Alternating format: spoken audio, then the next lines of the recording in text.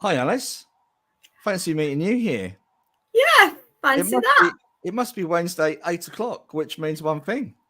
Yeah, Spiritual Talk TV.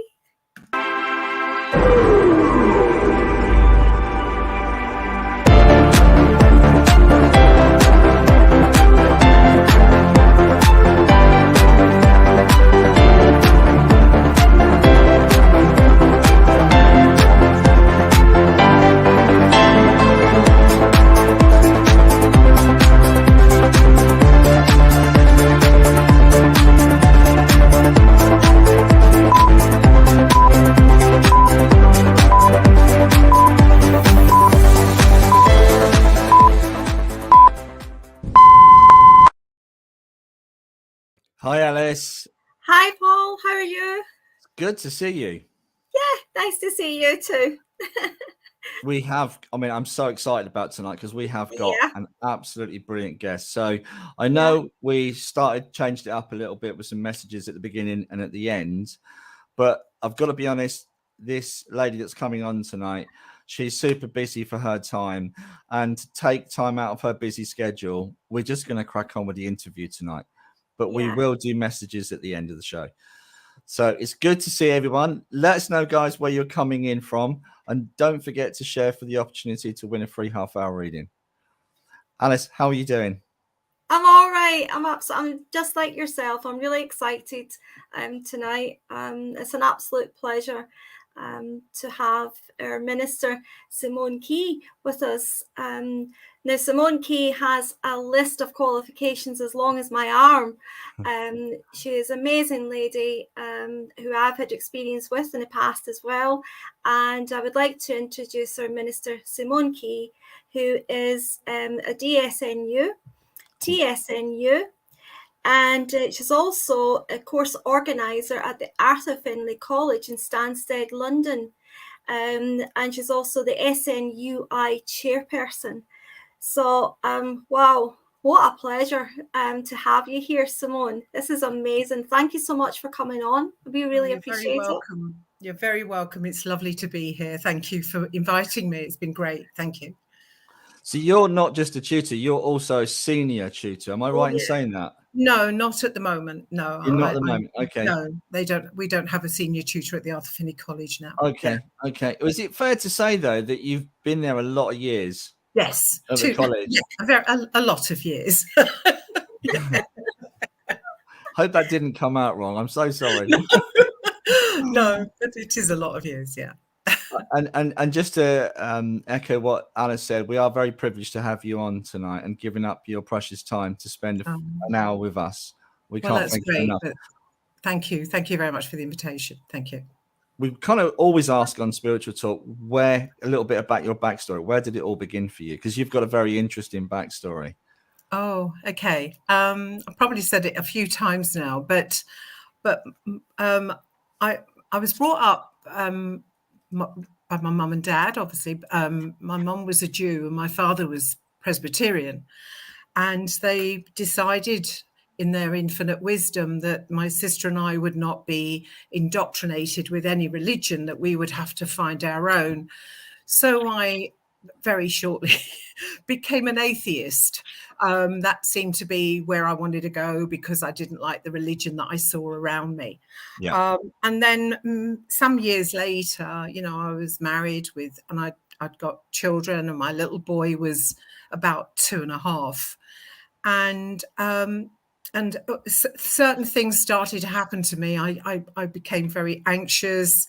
All sorts of things started to happen to me. And a friend of mine, a very, very good friend of mine, said to me, Simone, I think you need to go and see a medium. And I remember saying to her, I don't know where you find one. You can't get one in the yellow pages. That will tell you how long ago it was when we had yellow pages. And she said, well, I know one. And it was a local little old lady who was in a little village locally. And it took me an hour to get in the door. I was so scared. And finally, she gave me this reading. And I have to say, I was so scared. I didn't hear it. But at the end of it, she told me what was going to happen when I got home. And she told me that my husband was going to build me a wardrobe, which I said he wasn't.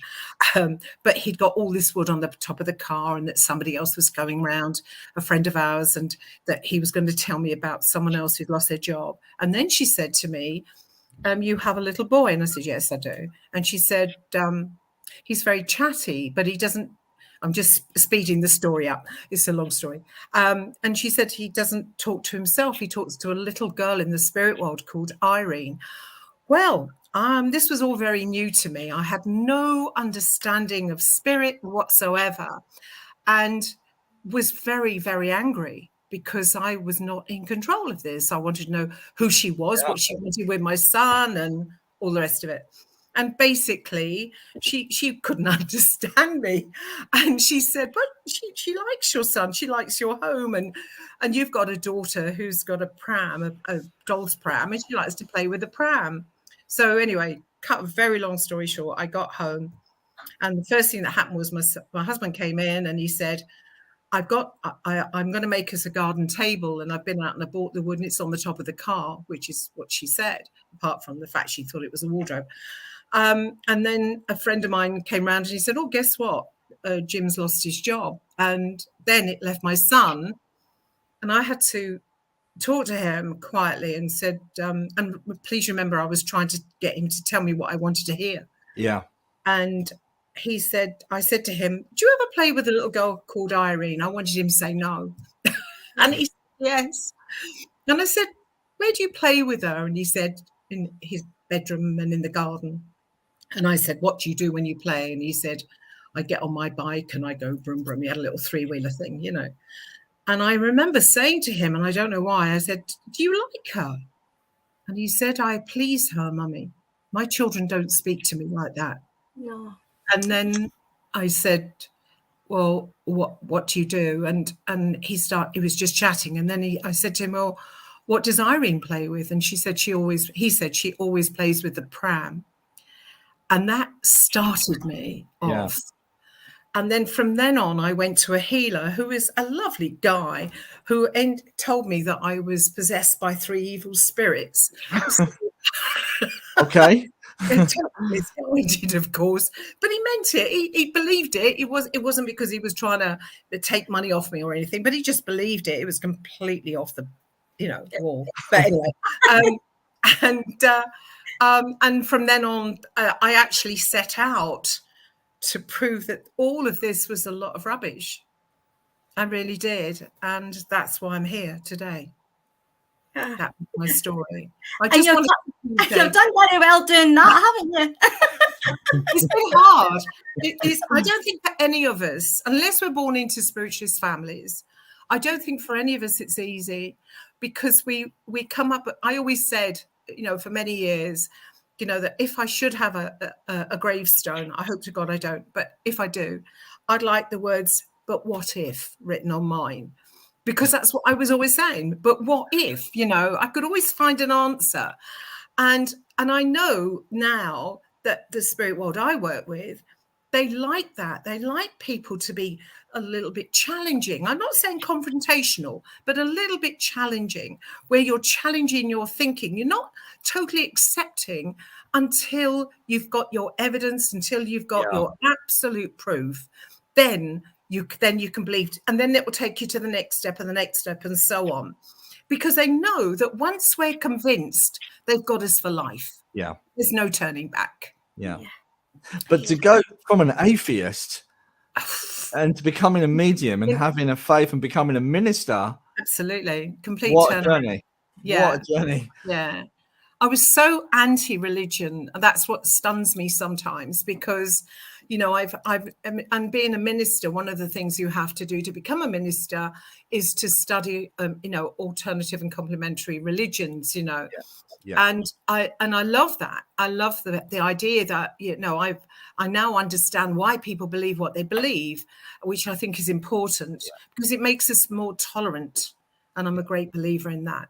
But yeah, I think it's quite a turnaround, if you like, but it hasn't been easy, and it's been over 30 years. So don't think this has happened overnight.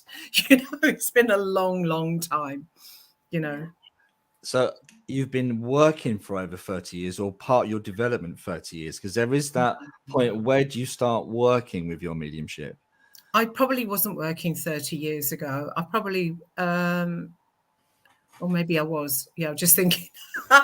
Probably was. I know I was doing this for a good.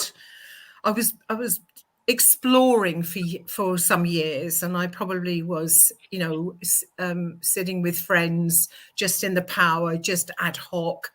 I have to confess, I did join a circle, and I was expelled after the first night because I asked too many questions.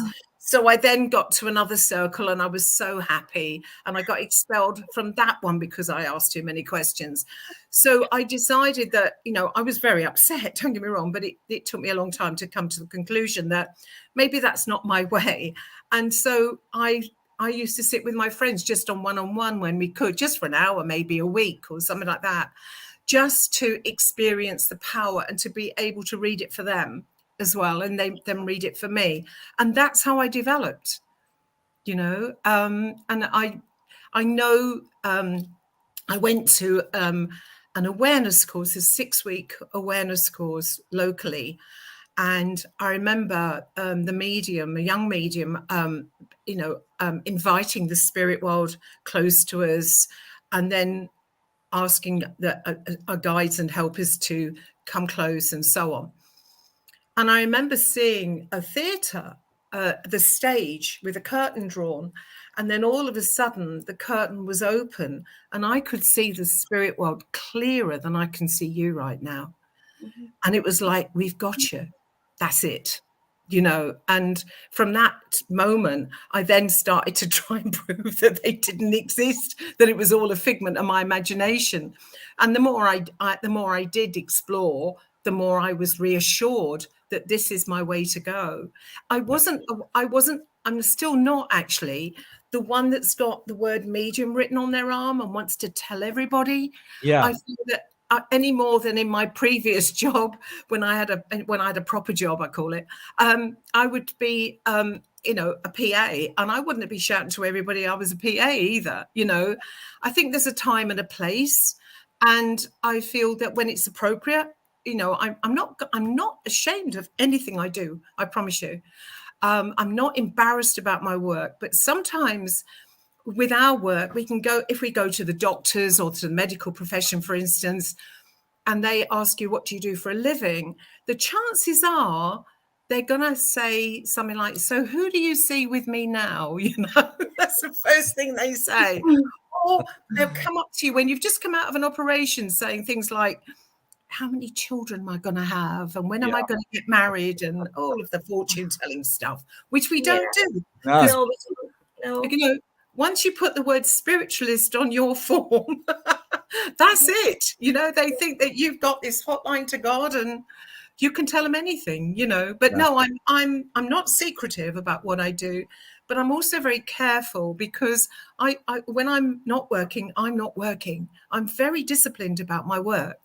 So if I'm going to a supermarket, that's what I'm doing. I'm not starting to read people. There's absolutely no way in this world would I read somebody on a bus or a train or a plane, because it's intrusive for a start, Yeah, and that's a misconception, isn't it, with the public?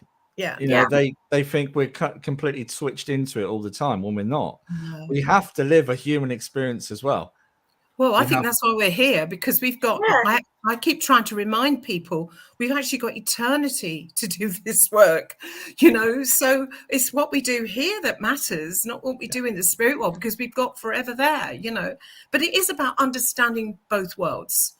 I mean, sometimes I hear stories that really scare me, where people are sitting outside a supermarket waiting for the spirit world to tell them when it's safe to drive home and all of those things, those things scare me because it's not a balanced life. And unfortunately, Simone, we're living in a world of social media, and I love the idea that social media can touch so many lives, and spirit using social media can connect to people. But there's also people, I watched a lady doing a pendulum, and people were asking her questions, and this lady phoned in. She said, is my husband having an affair?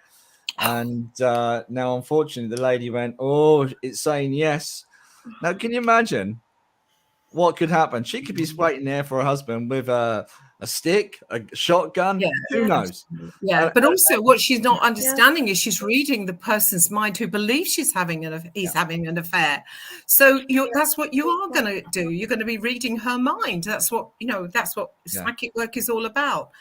But it does scare me because we've come to this point in our lives now where we're hearing so many horrific stories, but not just the fortune selling side, but also the fact that people are becoming prisoners of their own sensitivity. So I can go anywhere. I choose not to go to a prison, but I can go anywhere, and I don't pick up anything from anyone. Because I choose not to. I can go into a casino because I happen to like casinos, but I can go absolutely anywhere, and I don't pick up anything off anybody until I need to and until I'm working. That's right. That's so true. Absolutely. And I don't get me wrong, I have been the other way. I've been the one that was what we used to call many years ago the leaky medium. The one that would go up to people and say, "Oh, I can see your granny with you," and all of that, when they weren't even asking for it. But I wouldn't now. A, it's a sign of total disrespect to people, and it's intrusive. And B, the chances are I'm going to end up neurotic, even more neurotic than I already am. Because you're hyper, you're anxious, you become so sensitive. I always say in my teaching that we can become so sensitive that we're of no earthly use. Because we can't help people when we're like that. Because people think that if I was with you and I could feel how you're feeling right now, including maybe your illness, if you're not feeling well, then all I'm getting is the thought of that illness. I'm not getting the condition. And a lot of people think, "Oh, I can pick up somebody else's illness like that, so I've got to protect myself." Well, all I can tell you is I've never protected myself from day one because I'm a control freak. I'm not going to let some sort of ritual or process protect me. I'm strong enough mentally. I don't need protecting as nobody else does either. However, if you believe you do, then you've got a problem for life. That's how I see it. So I'm totally with you on that. I don't know about you, Alice. I'd also like to, because we have a lot of people that are sitting in circle practicing mediums that watch the show, and we've had some fantastic guests on Spiritual Talk, but you're quite unique in terms of your experience, and this really is an opportunity for people listening at home that are watching us live to ask someone questions about her experience and to help you on your own personal journey. And I probably have made every mistake.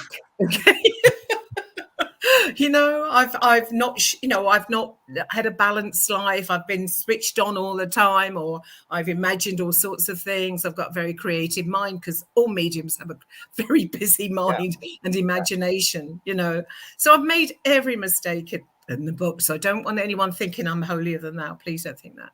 Okay. One of the, and I've seen you on other talks as well, talking very eloquently about guides. And what they represent.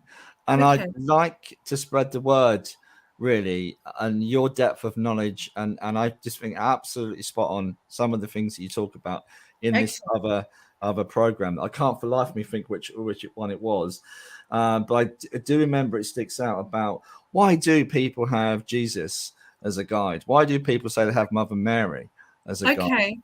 Well, first of all, I'm going to be honest, in the beginning of my development and for some years, so not just the very beginning, I used to believe and I used to believe in guides by name and by vision. That was my guide. This was my guide. That was my guide. That's a new guide, and so on. And I have to say, I can only share my own experiences, but the spirit world told me that's after a few years, that's not what they wanted me to do. They said to me, it was like me walking into a community center full of people who I know, but I only see one. full of people that know me, but I only see one. And so what they talked to me about was the collective mind, the collective consciousness that works with us, which is made up of minds. But I don't believe that any of you have got 1, 2, 3 guides. I believe you have hundreds.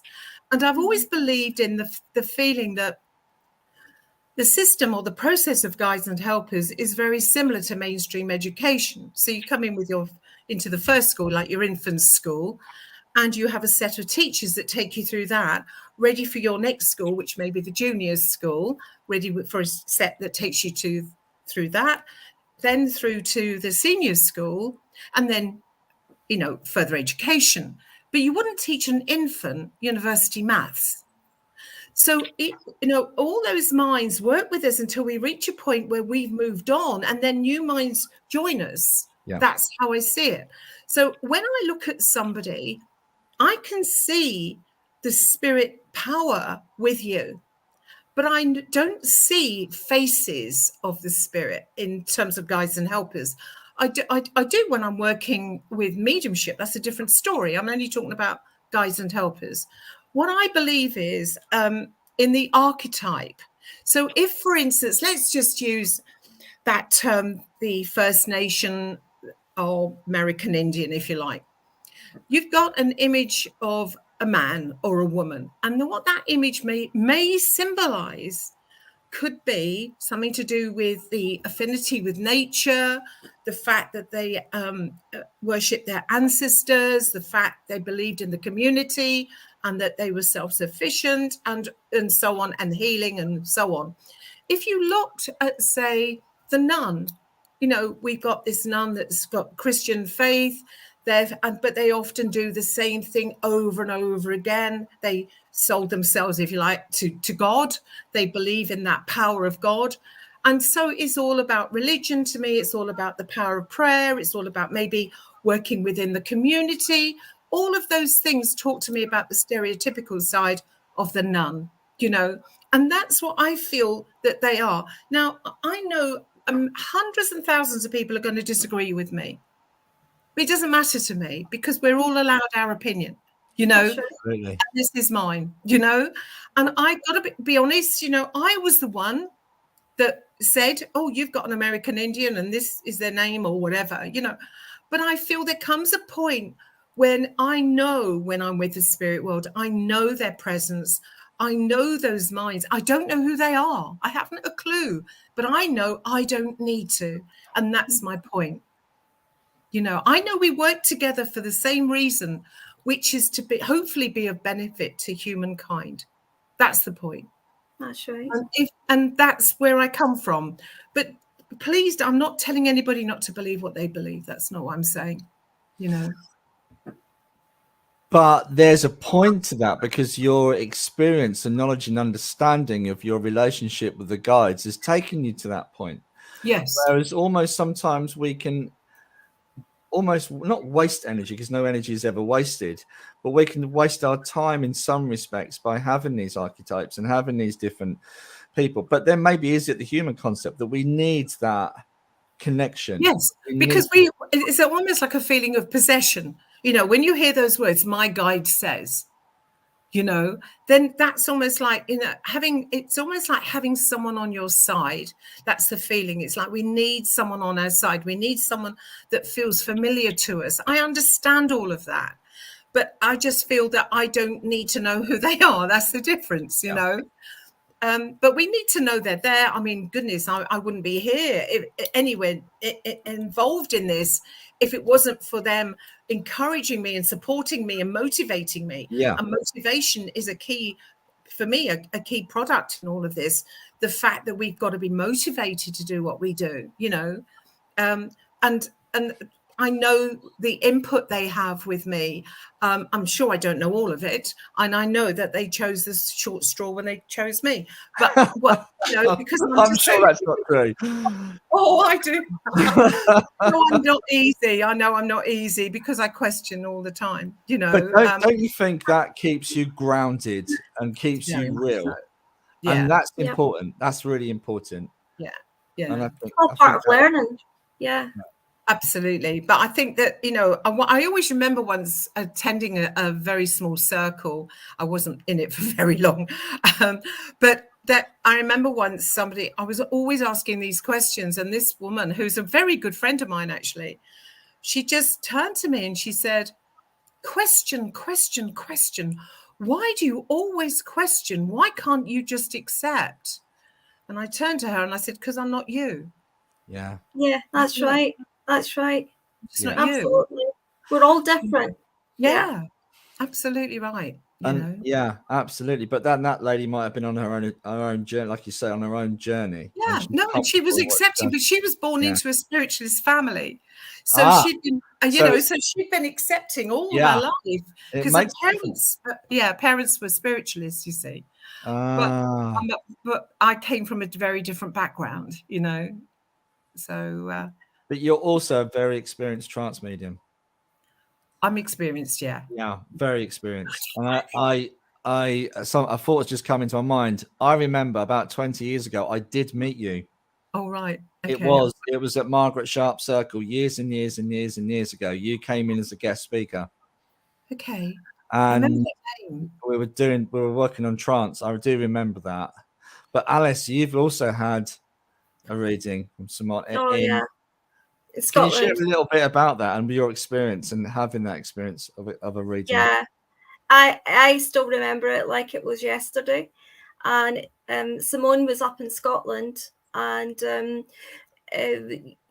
you done a trance demonstration, and the audience was packed, you know, and cut the long story short, it was my grandmother, and I haven't experienced trance like this before, because there's a lot of trance that you get, and it's a lot of philosophy, you know, coming from the spirit source. But this was a trance demonstration with a loved one in the spirit world, and it was my gran, and it was my gran. You know, I can still get goosebumps. I can still see me sitting there in front of you, and you know, you spoke like my gran, you know, the things that you mentioned, the memories, the things we did together, and where she stayed, you know, it was amazing. And it's the words that you said as well. So Beautiful. I put you through anymore.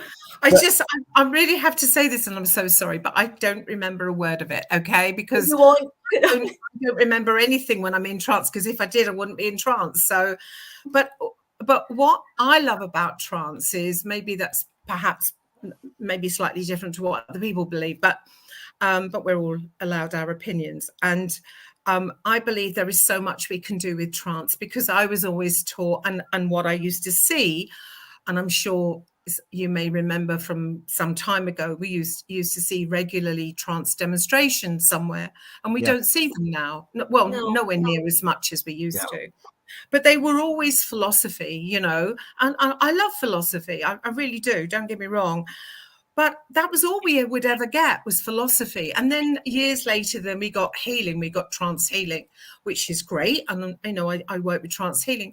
But when I teach trance now, I'm trying to show people not to limit their trance. So we do, yes, trance speaking, but we also do trance communication, which is what you were talking about, Alice, where loved ones speak directly to loved ones. Yeah. And it isn't relaying information. That's where people go wrong. They think it's, I've got my eyes closed and I'm seeing somebody and I can tell you what they look like. I can tell you what they're saying. Well, I'm sorry, folks, but that's mediumship with your eyes closed, you know. But that's a completely different way, because the way I work with trance communication, and I can only tell you from what people have said, is completely different to what I would do, say, publicly or even privately in an evidential reading, if you see what I mean, you know, or a message from a platform. It's completely different. But I also do trance writing. I work with trance writing. I also work with trance spiritual assessments. And I also work with trance guidance. And my aim is to show people what else we can do with trance and not limit it to just one or two things. You know, everything we can do when we're speaking, you know, and creating, we can work in the trance state. And not to think that it's always got to be at the same level, because I have a particular dread of the word deep, because people always introduce themselves as deep trance mediums. And I would say, well, how would you feel if I said I was a light trance medium? Would you think I wasn't so good? Because when I'm working with trance, I can only speak for myself. I know that when I work with trance healing, I know that's a much lighter state of trance than trance speaking. Yeah. And the reason is because with the speaking, vocabulary has an energy. And as you say those words, you're releasing an energy that takes you even deeper. But I also know that the trance healing works, because if it didn't, A, I wouldn't do it. And B, it's got to have a result. If it doesn't help that individual, I'm not going to do it. I'm not going to waste my time or theirs.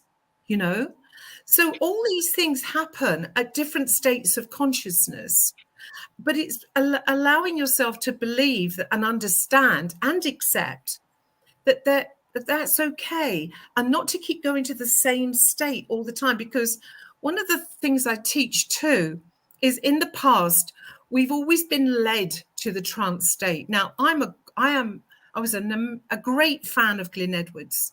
He was an amazing teacher. There was very little he didn't know about mediumship. You know, he was a charismatic guy with the greatest philosophy. But he would talk to you about how you get into the trance state. You know, well, I was in the back of the queue when they handed out patients. I have to do everything quickly. That's my personality, you know. So I believe that it's all about mind. It's just moving your mind into a power. I don't need music. I don't need a ritual. I don't need a process. All I need is my mind to go out to the spirit world, because all communication is from the medium going to them and not them coming into us, you know. So, you know, bearing that in mind, then, you know, when we're going into different states of consciousness, you know, that what we're allowing ourselves to go where the spirit leads us and not where we think we should be. So in my exercises, I will say, you know, I'm asking the spirit world to lead you where you need to be. Yeah. And so many people have found that so helpful, because we're all different. You know, I was taught, and I do teach to a degree, that we go down within ourselves, we lose our identity, our personality, we withdraw our awareness from the here and now, and we go into that sacred space within, right? And the spirit comes to the fore of our mind, because that's what we're doing. But there are some people that can't do it that way, because they're the way their minds work. Nothing wrong with them. It's just they're different, which is great for me. So some people, they attune going up. I attune going down. But some people who don't work as mediums will find it possibly, especially healers, will find it much easier to move their mind up and attune up than losing themselves going down. It's the same difference. But there's always this emphasis on, you know, and then we get the emphasis on, when you're in trance, you've left your body. No, you haven't. You've just skewed your conscious mind. You've just become very passive. I hear stories about people saying, oh, when I'm in trance, I go and sit under a tree and read a book. How? You're not going anywhere, you know? And, you know, and all this about, oh, I was completely unconscious. Well, unfortunately, the spirit world can't work with us when we're completely unconscious, any more than they can work with us when we're asleep. Because if we could do it when we were asleep, then we could say to the spirit world, while I'm asleep, could you just heal the world? And they can't do that. They have to work through us, because actual fact, we are their eyes, their hands, their ears, their mouths, their feet. That's what we are. So therefore, they need us to work through us, through not just you and me, I mean, everybody, to work through all of us to get that power through to touch another soul, to help heal, uplift, enlighten, and inspire them. That's how it works. And I guess because that's such a unique experience to the individual, it's hard for you to teach that process, because that its uniqueness within self, and trying to help people to connect. So Andrea Lavender has just sent a really big message, but if I put it up on the screen, it'll blank all the faces. So I'm just going to read it out to you. Okay. And hi, Andrea. Thank you for your question. And guys, don't worry. There was a lot of questions coming. We've been going off on a tangent and just chatting amongst ourselves. It's been wonderful, but we will bring your questions in, so don't worry. Andrea's put, I used to attend a circle for mediums many years ago, not a trance circle, in brackets, and I had the experience that a spirit entered my body and I looked around through his eyes. He was rather bewildered and curious that he was there. Was this trance? I must say it frightened me, as nobody in the circle picked up on this, and I addressed what happened after the circle had finished. The circle leader told me I let spirit come too close to me. It's interesting. Well, I personally think that there's no such thing as possession, so there's no way the spirit can get into us. Right. Okay. However, what can happen is the spirit world can come so close that you feel you've become them.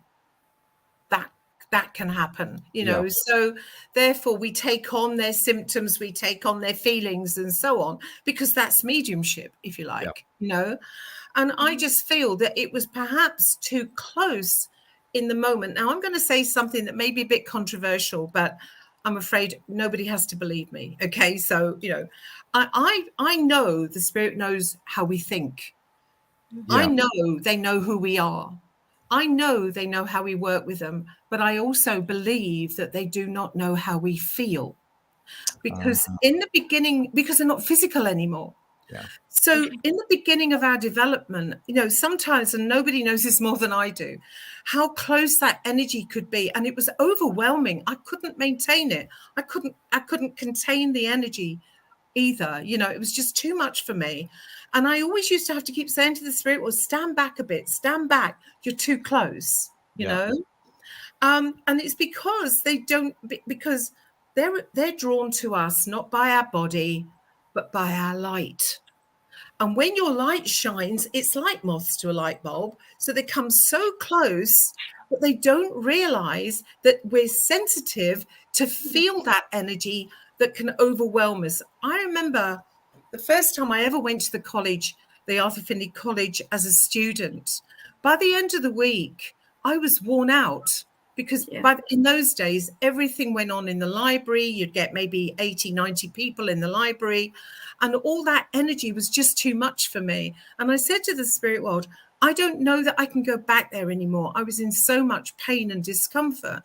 And they said to me, but it's nothing to do with us. It's to do with you.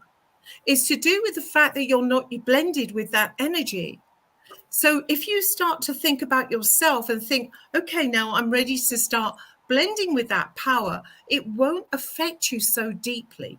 We want it to affect us because we want to know it, but we don't want any sort of detrimental feeling like, you know, too overheated or too cold, or even breathlessness, because the energy can be so overwhelming sometimes, you know. That's where I come from. Okay. Yeah. I have sat in trance circle for about 5 years with some really good friends of mine.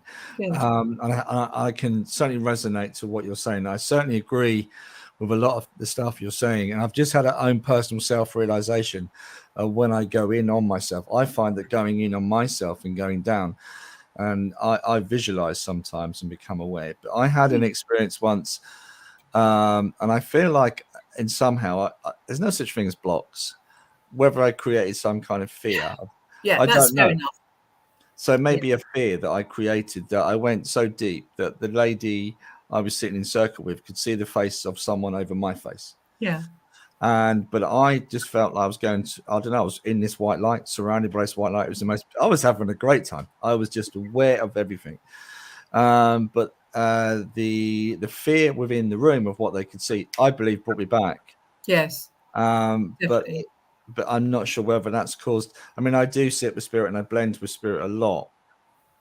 But but I can see how, you know, that wasn't a detrimental experience. It was a great experience for you, but it was the fear in other people because they didn't understand it. That's what I feel that's what you were picking up. Right. And because of maybe it was overwhelming for them, or maybe they didn't understand it, and that almost made them sit up, if you like. And because you were familiar with those people, that meant that relationship could change if that happened to you again, and that's what you would be frightened of. You know, I can understand that. I mean, we've all had our own fears. I mean, I was terrified of trance. I was never going to do trance ever. I have to express as well that I had seen some pretty awful demonstrations of trances, as we all have. I'm not going to go into that, as we've all seen that, you know. But I was so convinced that I was never going to do that. And the spirit world found a way of me doing it, where I was just talking to a very, very good friend of mine, and suddenly we were talking about spirit. They came close, but instead of going down, I went backwards, and they came to the fore, and it lasted maybe a minute or two, and then I came back. But the friend of mine saw it. I felt it, she saw it, and that was their way of helping me overcome my fear, because I was scared of it. Well, here, you know, But in that particular moment for me, I felt, you know, when I've heard them say, "We all return home," and I used to wonder about that. And after that moment, I felt the love of spirit, and I felt like I was going home. So there was this feeling, and I understood at that moment. I understood. It was a beautiful moment, but I kind of wondered, because of it, did I kind of fear it? I don't know. Yeah, I think it was because if that had happened and you'd have enjoyed it and they had celebrated with you, that would have been fine. You'd have done it again and again and again. Yeah. But because their reaction to you was slightly different, was slightly off-putting, to be honest. That's what's put you off. But, you know, in my teaching, what I see often is when, you know, I work with people and they go into the trance state, and then you call them back, and you've always got the odd one or two. I'm sorry, they take so long, don't they? Back, you know, and it's because they're in that place that you've just described.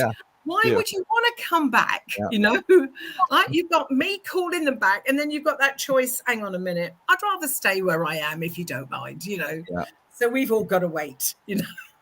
I'm going to quickly go through some other questions. Sorry, guys, we got so many. Okay, Sarah Morris, this jumps out at me. It fascinates me and terrifies me at the same time. Like, I imagine it's being overstimulated and worries I wouldn't be able to stop them talking to me. No. The thing is, what we've got to remember is we control the spirit world. They do not control us. If you remember that, then you won't have that worry. You can switch it on and switch it off as often as you want. All you need to do to switch it off is think of something else. That's all. You don't need any process, or you don't need to wrap an imaginary cloak around you. That's what I was told in the beginning anyway. You don't have to sort of like imagine yourself grounded into the ground. Most of us are not even anywhere near the ground. So, you know, just think of something else. I tell you what works for me. Mindless television. That works for me. You know, when I've done something and I need to sort of switch off, I'll listen to I'll watch something on TV that's really bad, and that'll bring me down to earth. That's all right. You know? I'm laughing because I watch Norwich, so that helps me. Sorry, dear. Mindless. Oh, that's mindless. Yeah. So, Serena's asked a great question, and Serena's looking at developing her mediumship skills. Have you got any advice on building mediumship skills through meditation? Oh, God, she's going to hate me. She's going to hate me. Okay.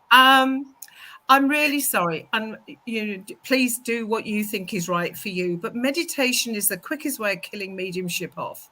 Okay, I'm all about sitting in the power, and I'm all about meditating, but don't do it to develop your mediumship. What you're developing is being passive. Mediumship is not passive. It's hyperactive. You have to have a sharp, alert, active mind to do mediumship. Now, if she wants to do healing, great. If she wants to do trance, even greater. But if you want to do active mediumship, and you're doing that before you do a demonstration, you're just going to kill your mediumship stone dead. Yeah. It's because it's too hard. It's too slow, and you've got to pull the energy up somehow. So I'm sorry about that. But first of all, I would suggest she meditates and then has a break and then thinks about working with mediumship. Okay, sounds good to me. So can you explain to people why they suggest about working in the power before they do mediumship? Well, working in the power really is about building your own power. My techniques for doing that, because as I said earlier, I was at the back of the queue and I handed out patients. So I always have three words in my head: think big, think bright, think light. And when you think that, your energy becomes bigger, brighter, and then you fill the room with your light. The more power you have, the more energy you have, the more information you have. Yeah. Please remember that. Yeah. Yeah. I did a service at Bradwell this weekend, and I remember that. It's beautiful. And Jane, I know Jane's watching tonight. Hi, Jane, and a few people that were there on Sunday. I got them up to sing, and actually, guys, I'd had a bit of a traveling around because it was Mother's Day, and I've been to see Mother, and coming back with some forwards, and they really helped lift the power with their singing. It was beautiful. Yeah, fantastic. It really does help. Yeah. But so I'm just going to get through some more of these. This is a great question from Sharon. Hi, Sharon. She's put pink hand waving because she wants to ask a question. Do people share the same guides? I believe they do, but I've got absolutely no proof of that. Yeah. Other than I remember once, I'm going back over 20 years, sitting with a very good friend of mine. There were always, whenever I sat with people for development, it was only a one-on-one. It was never in a group. But this was a working medium. She worked at the college, and we used to sit together. And I remember her saying to me about a particular guy that used to work with her in those days said to me about something I was going to mention on the platform on the following Saturday. And I won't bore you with the story, but it was what they said, but not in the way that I heard it. It was very cleverly done. So the control talked about a master, and I immediately assumed a head teacher or a teacher, and it wasn't. It was a painting. And they said, "You're talking about a master on Saturday when you work on Saturday," and I immediately thought it was a teacher. You see, yeah, and it wasn't. So I do believe that we do share the same people often. Yeah, but I have no proof of that whatsoever. And of course, we can't not mention the great Gordon Higginson as well. And I want to talk about Gordon because he had this faith and belief. There was more of within Gordon's philosophy, mediumship. There was more this connection to Creator. There was more than this. There was more than just a medium getting up. And there was so much more to it. There was this belief, an absolute belief. And I kind of wanted to know, and obviously being a minister, what made you go down that route from being an atheist to a minister? Was it similar to you with like Gordon and his belief system in terms of? I think so, because I think that it was really spirit led for me. You know, I felt that it wasn't that I needed to be a minister. I don't think I need to be anything, to be honest. You know, but it was I just wanted to have that feeling that people could trust me with their conversations. I mean, I've worked for various organizations with counseling and stuff. I've been trained by organizations, but I'm not a trained counselor, and I don't consider myself a counselor in my work, but I do believe in ministerial counseling, and that's something that I do quite regularly, but very quietly, you know. But that's the feeling, and I felt that it would. I feel it takes one's mediumship to a different level, because, you know, people assume that mediumship is all about messages from grannies and granddads. You know, well, of course it isn't, because what happens, you know, when you allow the power to touch your soul, it changes you. There's a transformation there. Yeah. There's a complete change of how you think, how you feel, but how you consider others. And it was that part that I wanted. That's why I wanted to be a minister. I felt that the movement needed people that could talk to people without other people knowing. And I know you can do this privately, but it's not about mediumship as such, but about really listening to people and not thinking you've got all the answers, because I certainly don't have all the answers, nothing like, but just the fact that if your heart goes out to them, then you can help them to find themselves. That's really what we're about. That's what I think. And also, I'm a great believer that when those people, they've lost their personality, they've lost their mission in life, they no idea what they're doing with themselves or why, what even their purpose is, that's when we can help. No, it's not about telling people you've got to become a spiritualist. It's not that at all. It's about telling people, sharing with them that they're not on their own. That's the biggest message. I say to people, you can't die for the life of you, know. And the biggest message I think that spiritualism has is not that we survive physical death. And please remember, this is my own opinion, because you know what? We're all going to know that one day. Yeah.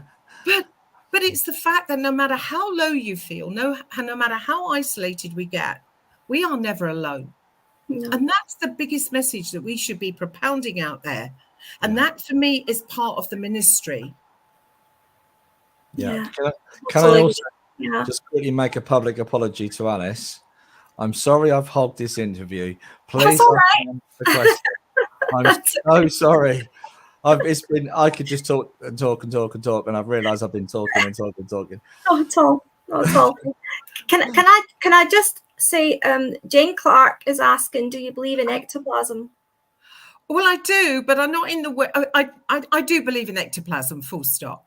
But I don't think it's necessary today as it was 150 years ago. No. I think the thing is, the spirit world is progressive. They're more progressive than we are. And so I believe ectoplasm can be in an etheric form and not necessarily in a solid form anymore. Yeah. I must admit, I've got a very sick sense of humor, I'm afraid. And I look at those pictures of ectoplasm, and I'm always fascinated by the 6-inch hem on the bottom of them.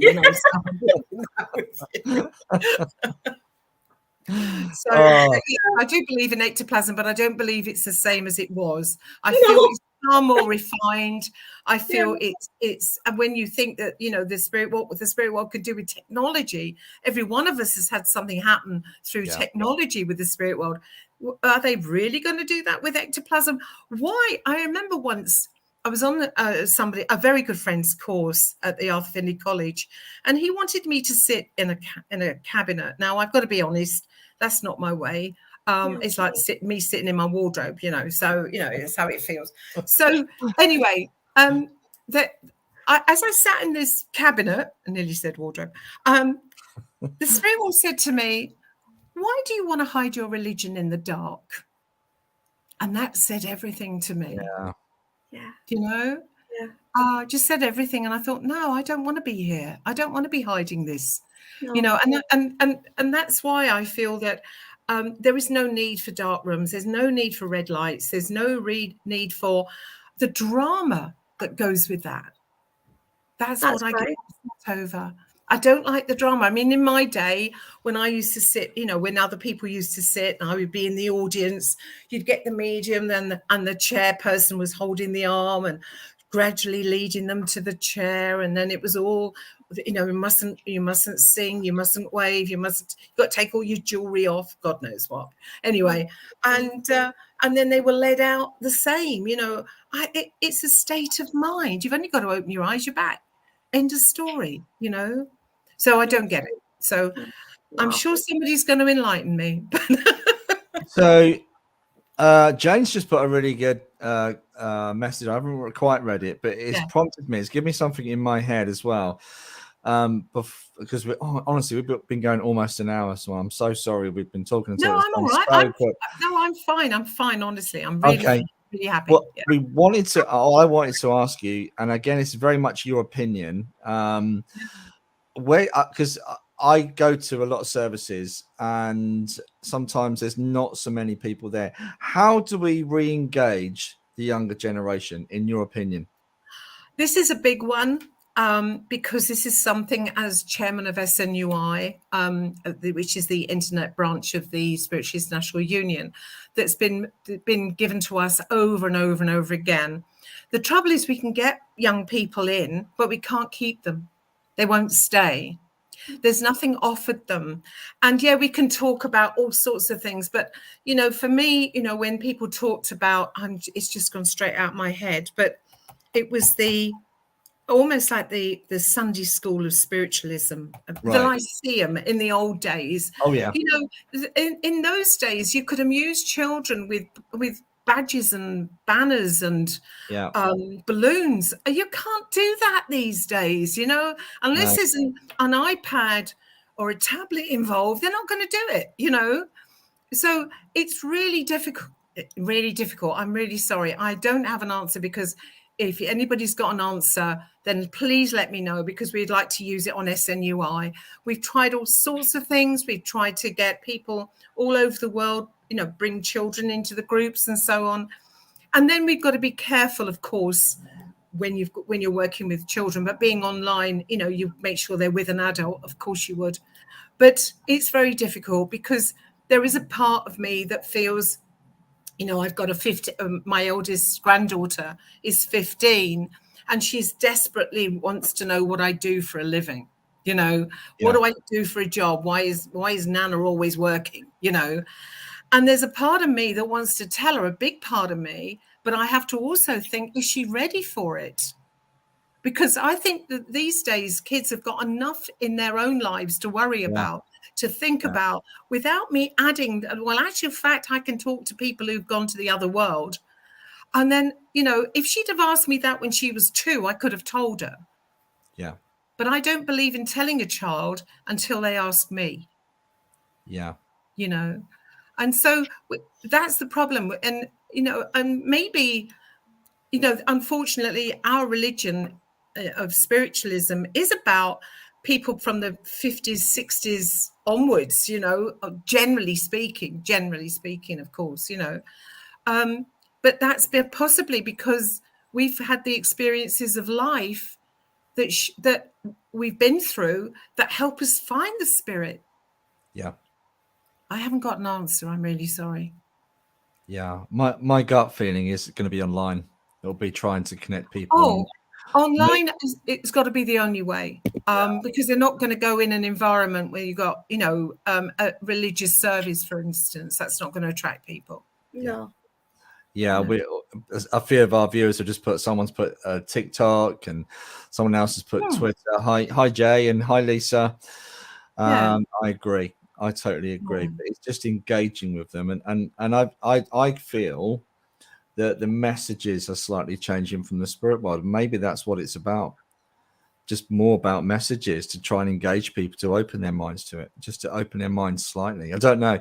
That's a really big. I just wouldn't like to answer that question. I just asked you. No, but it is hard, because what do we offer them? We've got to look at what we can offer them, and who's going to be behind it, and then you've got to look at the consequences. For instance, if you're working with young people, I'm not particularly interested, to be honest, in working with toddlers or junior schools age group, but maybe those going into the secondary school age, from 11 onwards, say, that sort of age group. But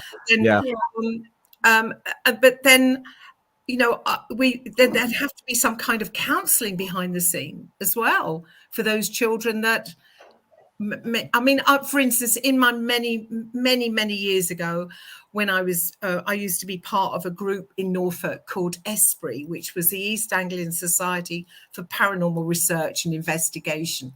And we used to go around old buildings and old pubs and stuff, I bet that was great, though, to be fair. It sounds great. It was great because we had people who were researchers. I was the medium, and then we had the researchers and the test officers and so on. And we used to do 24-hour vigils, and we used to get called out because some little kiddie had said, you know, I've got this man in my room and he won't go. So we would go around there, and the spirit world would say to me, there's never been anybody here. She just knows that if she says that, the parents will let her back in their bed. You know, that was it. So we need a counsellor behind that as well. And that's a big job when you're working with children, and you need to be qualified as well. Yeah. No, that's the thing. Sorry, guys, we've got a spammer on. I've just blocked them. But if you get a message, please do not follow up on what they're saying. They are spammers. Okay. Sorry, guys. Oh, I didn't see it. Sorry, guys. Yeah, no, we'll just keep an eye because, like we were saying before, you know, people get. And poor Alice, you was hacked again this week, wasn't you? Yeah. You've been through the walls with that, Alice, haven't you? Yeah, I have, but hopefully it's sorted now, and I'm sure it will be. Yeah. Great. Yeah. That's a good point, Carol. Carol's put Carl Gray started young and was on the newspapers and was like a novelty. Maybe when a young one does develop, they could see how to attract more younger ones. Potentially. That's a good point. Well, it can be, but there's another side to that, because then the word novelty, that's what bothers me. Yeah. I'm sorry to be a put down, but it just worries me because I've known many, many years ago, I used to go to a little spiritualist church which is in Norfolk. And that's where I started. And I remember there was a family there, and they had a little boy of 7, and he was the family's medium. They were making him the medium for the family, and I didn't like it. No, I don't like the sound of that. No, and you know, all the messages were coming through their 7-year-old son. That's what I'm talking about. That's the stuff that really scares the life out of me, you know. Because that child's got enough in their life. They need to be out there, you know, jumping in puddles and stuff, and not worrying about people who've gone to the other world, you know. I want to come back on a comment. Yeah. Sorry, Alice. Sorry, Alice. Go on, carry on. I just come over there. No, you're right. I'm just saying they need to be children. So that's right. No, absolutely, you're right. That's the point. I just want to come back to someone, a Facebook user. I'm sorry, because on some of the groups that we go into, we can't see your name, and that'll be to do with Facebook privacy. So, but they've just put too many politics and rules, and I don't believe that the National Spiritualist Union do. They have 7 principles. Yeah. And I think it's quite simple. My favorite is personal responsibility. I think that is the biggest thing ever. And well, I was going to ask, what is your favorite?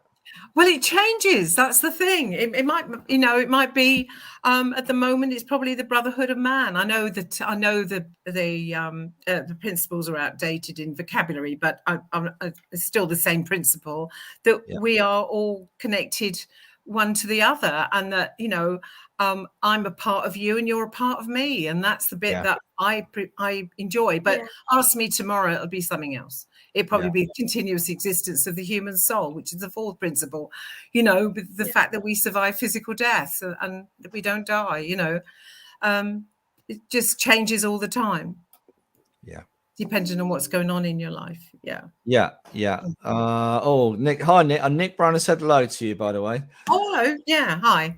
Nick. He's put, we have children in our congregation. They also do colouring if they get bored, but they do enjoy watching the service. And guys, Nick is live tomorrow night from Littleport. If you want to watch, I believe it starts. Nick, you're going to have to let me know. I always forget. I think it's around 6:30, but it is live. It'll be on Facebook, so look out for Nick Brown. Yeah, thank you, but Nick. I think that the bit that sort of stood out for me was if they get bored, you know. It's a bit like when you take kids into pubs and they've always got crayons and colouring books. You know? Yeah, absolutely. Yeah.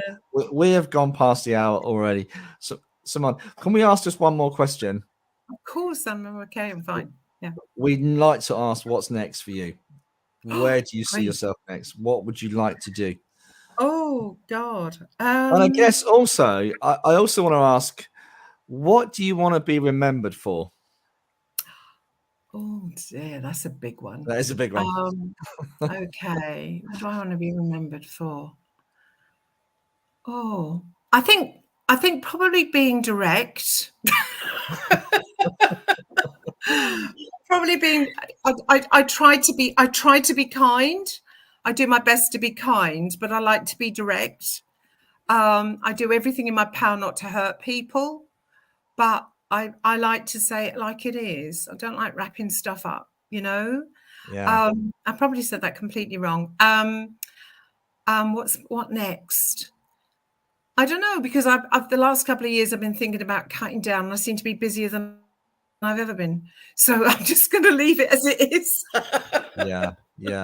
Well, I don't know if there's anything. I honestly don't know. Everything for me is enjoyable. I wouldn't do it if I didn't enjoy it.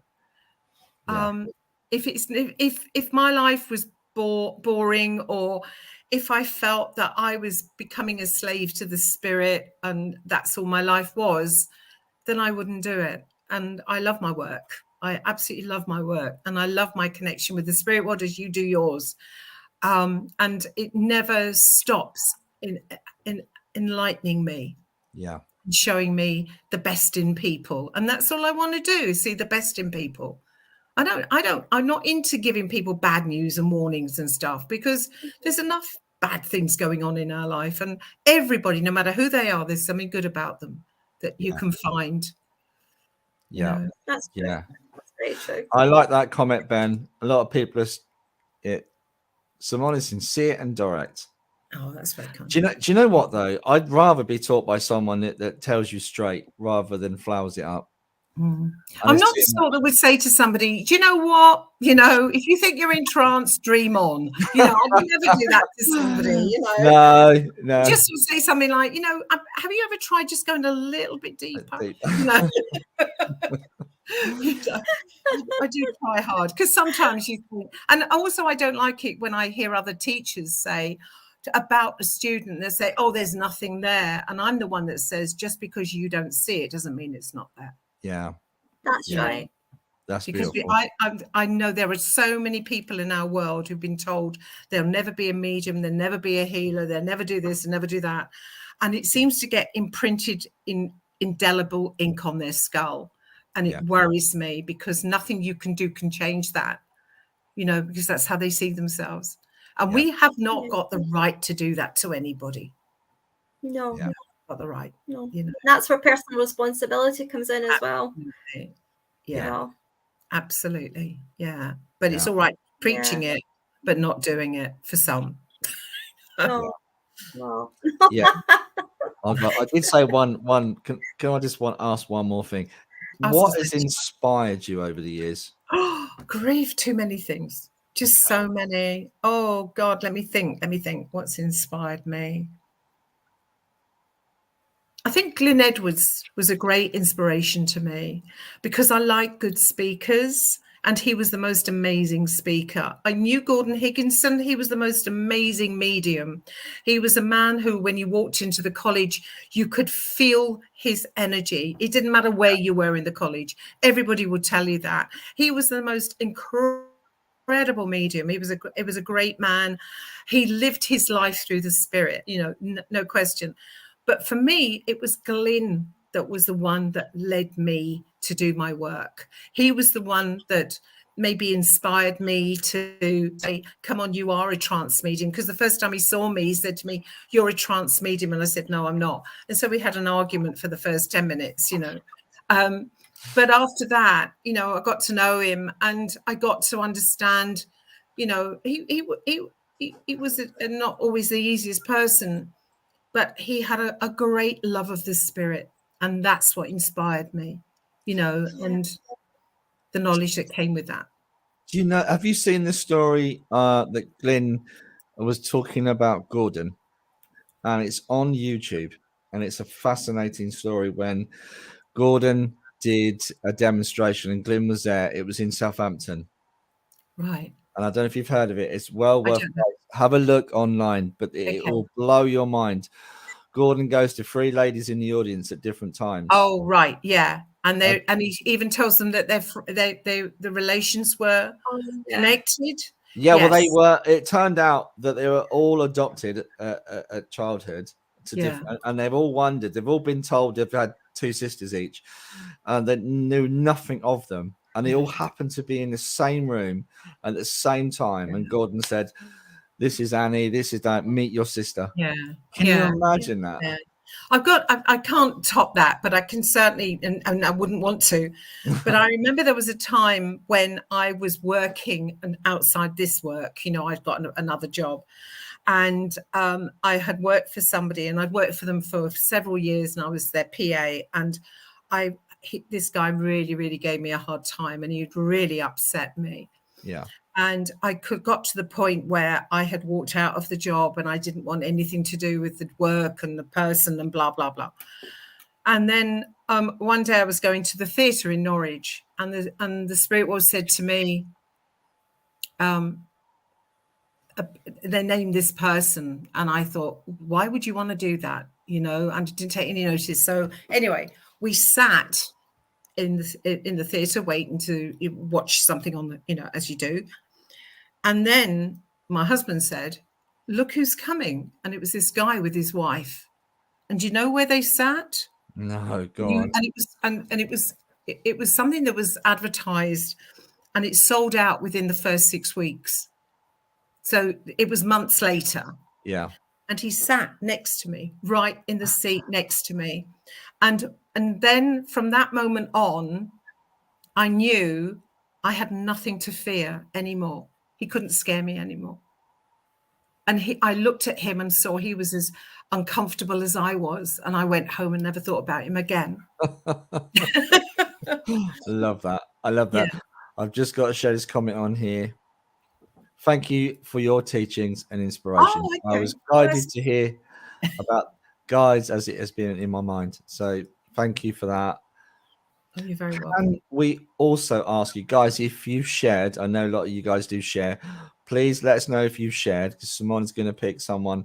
We offer a free half-hour reading as an incentive to get some of the information, you know, our lovely guests share, because it is free. And this, you know, your knowledge is, you know, it's quite hard to connect with someone that has that amount of knowledge, and just to ask the questions and the information that we receive. So we ask people to share. Can you see the comments on the right-hand side, Simone, of your screen? No. There might be a chat or comments on the right if you press. Oh, I've got comment. Yeah. So there should come up people saying shared. So now's your chance, people. I think it's might even be my go, Alice, isn't it? I think this week.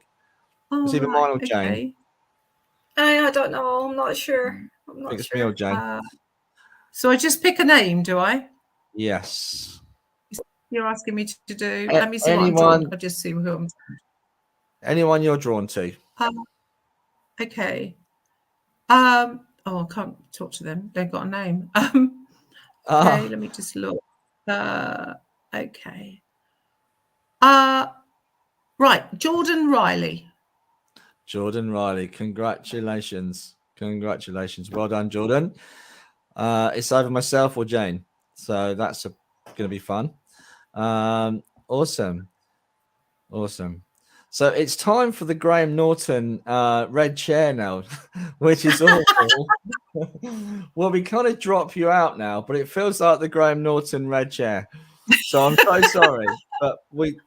Oh, I'm happy. All right. Yeah, we just wanted to thank you so much for coming on tonight. No, it's been lovely. Thank you very much. You've really been lovely to work with, and it's been a pleasure to be on here. I promise you. You know, so and thank you. And your energy is beautiful and so bubbly and so enthusiastic and genuine as well. You're so genuine and yeah, I'll shut up talking.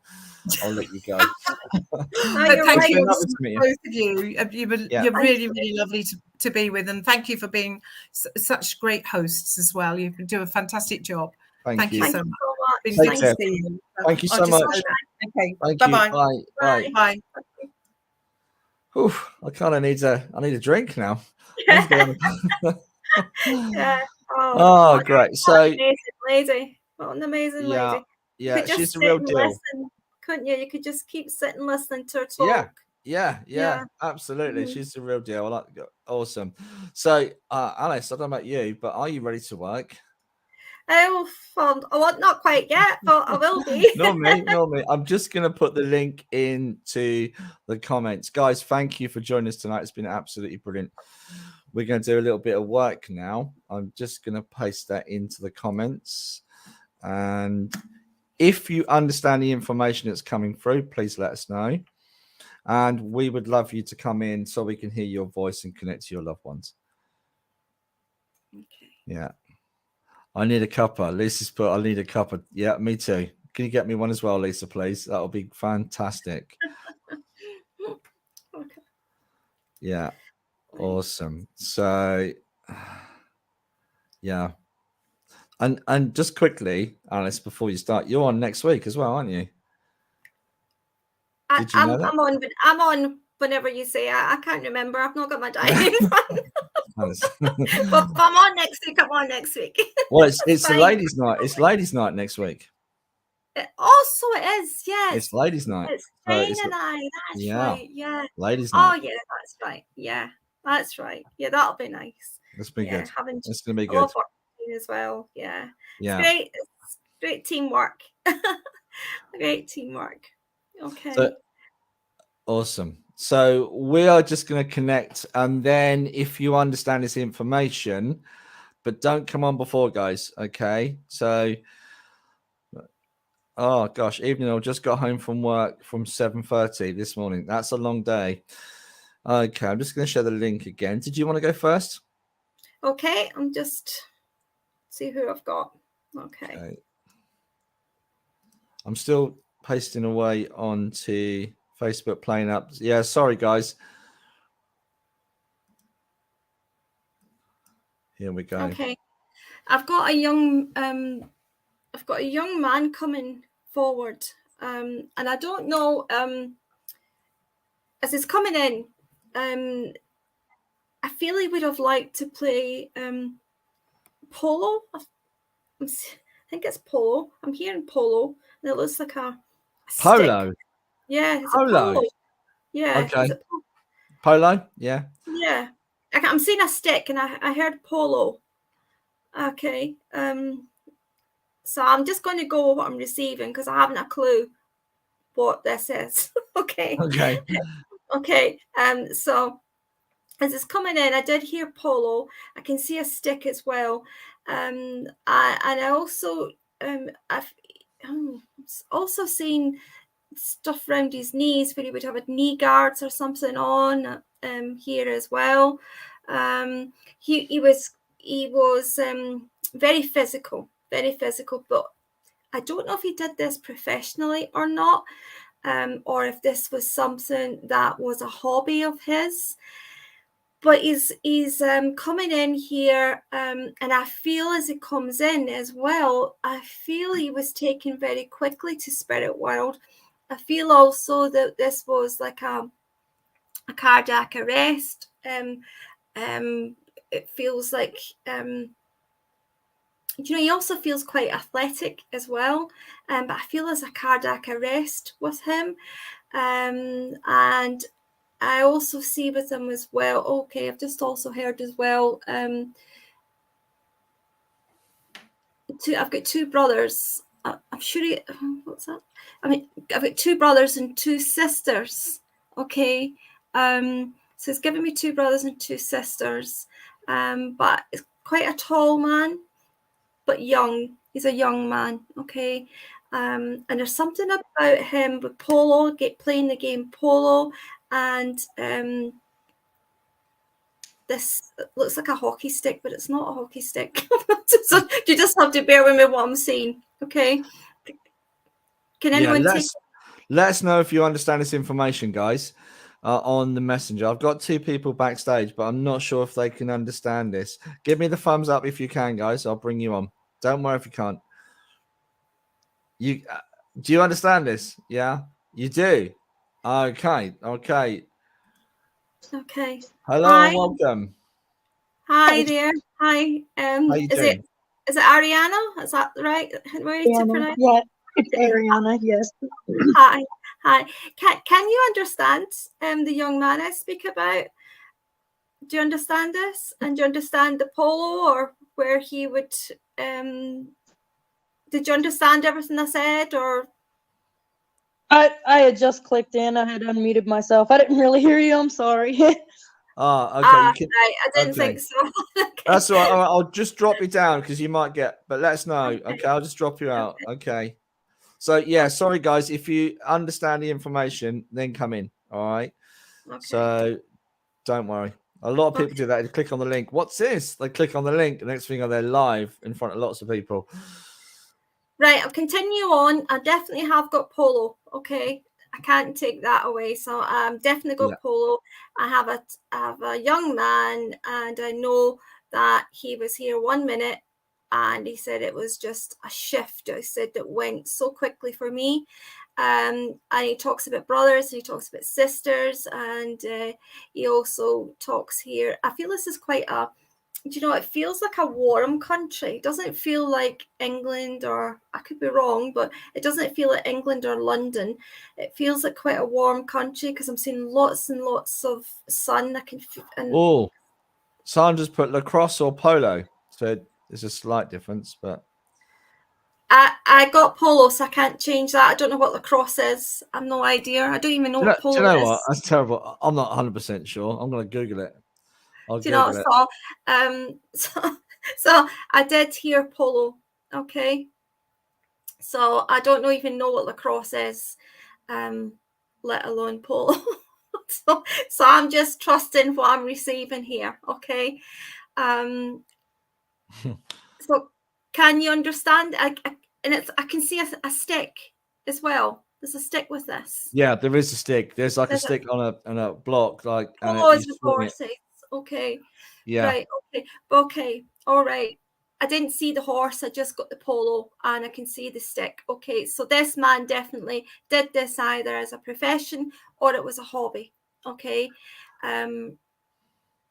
Okay. So if anybody can understand this, and the gentleman passed the spirit world very quickly as well. Okay. So if anyone that can understand where the polo comes in, that is the main thing that actually. There's lacrosse. I don't know if people can see that. It's like a load of sticks, ladies and men with loads of sticks to catch the ball.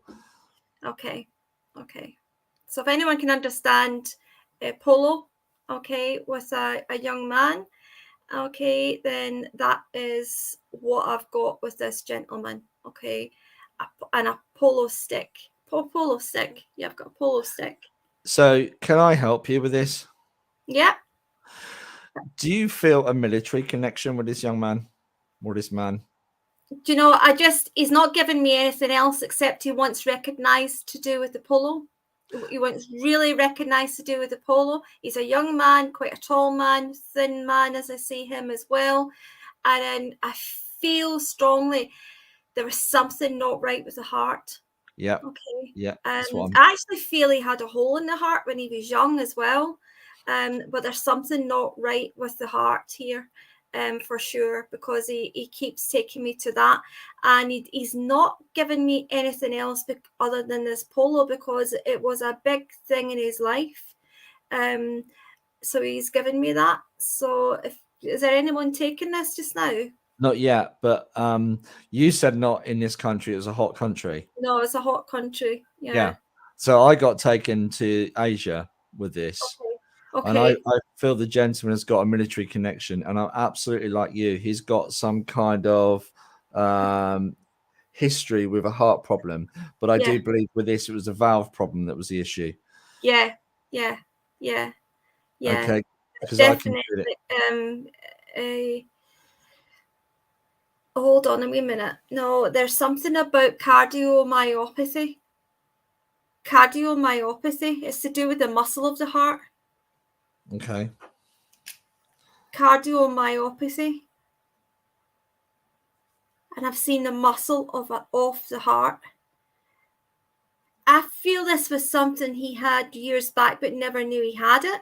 There's something about this was something that it's not something that it's something it happened really quickly, but something that he had from way back. Yeah, that absolutely. Perhaps he didn't know, but he keeps saying, I had this for years, but I didn't know I had it. Okay. But I heard cardiomyopathy, and then I seen that I was showing the muscle, so I know it's a muscle from the heart. Yeah, thickening of the heart muscle, according to Carol. Thank you, Carol. Okay. Thickening of the heart muscle. Okay. So can anybody take this at all with this man? And cardiomyopathy and polo would have been something that he either liked as a hobby or something that he had an interest in. Okay. Yeah, if not, we'll move on. Yeah, if not, we'll move on. We'll give it another minute, and if not, he's we'll also talking about he's got a brother in spirit world now. He's just said I've got a brother in spirit world as well. Who was that said? Yeah, could it be he's known for wearing a polo shirt aftershave. No, no, because when you get it's specific, it's quite specific, and they kept giving me that as well. Yeah. You kept giving me that. Can you understand everything else though, Donna? Do you understand everything else that I've mentioned?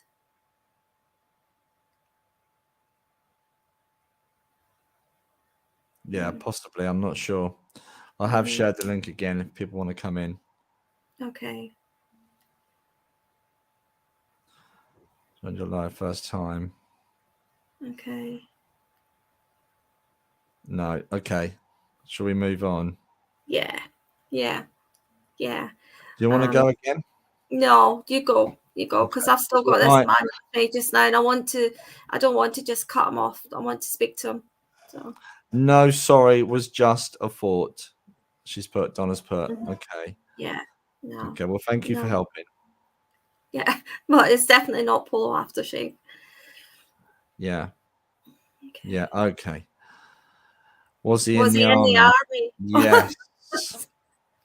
Yes, I got an army connection with him. Absolutely. Yeah. 100%. I was just about to move on. Yeah, he's still here. He's still strongly here. He's definitely, because I'm kind of feeling the essence of him as well. I'm trying not to double link. I'm trying to kind of hold it off. Do you understand everything else with that as well? Is it Maz? Can you understand everything else with that? Yeah, it's just a bit slowing up, isn't it? Could it be back in colonial times in India? Oh, I don't know. I'm not sure about that. I don't think it's that far back. No. And it wouldn't make sense because unless someone had been researching this particular person. No. Okay. Right. Okay. Maybe we just move on then. Polo was a big thing in those days. Oh. Yeah. But it's also quite traditional. Did he move back later in life? Oh, don't know. I've also just heard the name James as well now. Just heard the name James. So I don't know if there's someone called James on or if that was his name, but I'm hearing the name James. Something very strongly about the name James connecting with him. Yeah.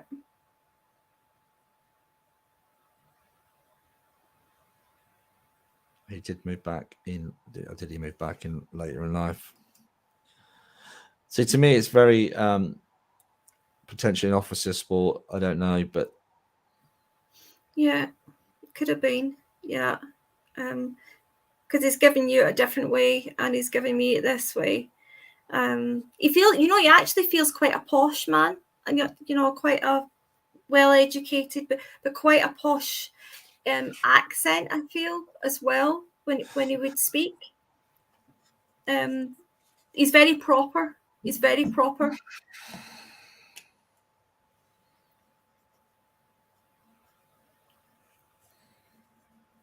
Can anyone take any of that? Where he would be very polite, very proper.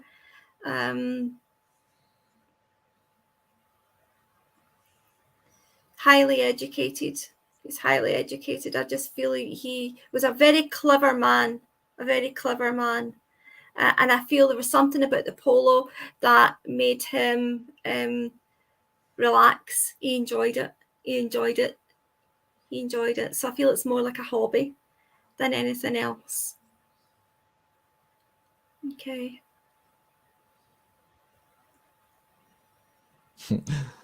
No, I don't think it'll work that way. Carol's put maybe Simone knows, but it wouldn't work that way. No. No. There'll be somebody listening that will be listening that would understand this. Yeah. And if someone watches, sometimes it can be on catch up. Okay. We have a lot of people watch on catch up. Is there a message from him, Alice? Sometimes give the message that person who's watching on catch up. I'd rather wait until I had a connection, okay. You know, before I gave a message. And if I've not got the connection, then just bear with me a wee minute. Okay.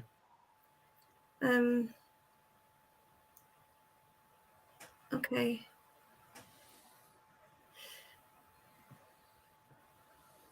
Yeah, there's a woman he's trying to connect with. There's a lady he's trying to connect with. Sorry, he's just actually said the other half. Ah, interesting. The other half. So I don't know who the other half is, but it's a lady he talks about. The other half.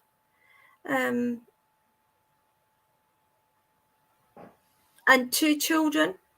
So I feel this is grandchildren, though. I don't feel it's actually his children. If there's something about two grandchildren as well, and where one of the grandchild is not well at the moment. There's a sickness going on there with one of the grandchild. Okay. But that's all I'm getting then, Paul. That's all I'm getting. Don't worry. Yeah. My grandma was originally from North India. I can't take anything else. No, I didn't get India, so I'm sorry. I'm out with that one. I didn't get India. Emma's put, I think I can take this. Okay. Emma, will you be able to come on? He had polio as a child. Maybe they're Not sure. Hold on. No, you showed me a polo stick, though. You showed me polo. Can you come on, Emma? Would you be able to come on? Oh, I think she's put, oh gosh, no. She might be in her colours. Yeah. That's a shame. Okay. That's all right, Emma. You can always come on without the camera on, guys. So anyone who wants to come in and talk to us, as long as we can hear your voice, that's brilliant. Great grandchild has cancer. Oh, right. Okay. Because he is talking about the grandchild being very unwell. Okay.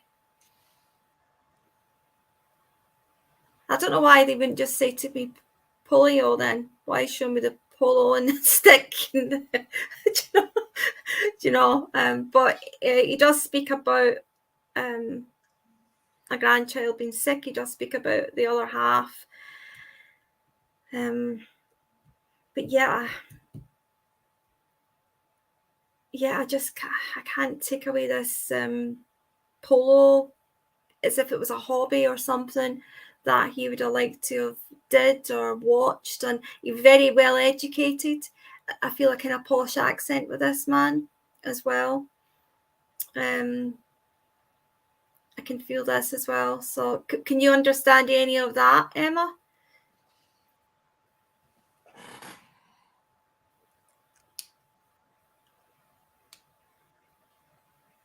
No, she's dropped out.